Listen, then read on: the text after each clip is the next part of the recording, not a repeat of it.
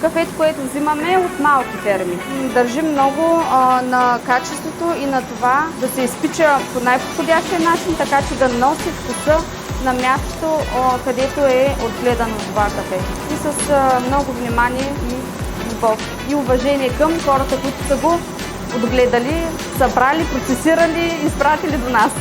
Вече минахме фазата на yellowing или пожълтяване. Започнала е вече лека карамелизация. Следва на около 200 градуса крак или разпукване на зърното.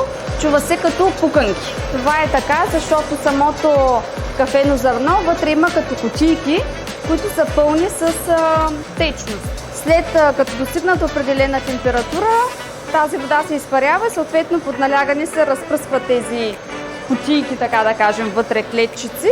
Оголемява се обема, но пада тежината. Печето се е охладила първата печка, т.е. имаме вече 10 кг изпечено охладено кафе.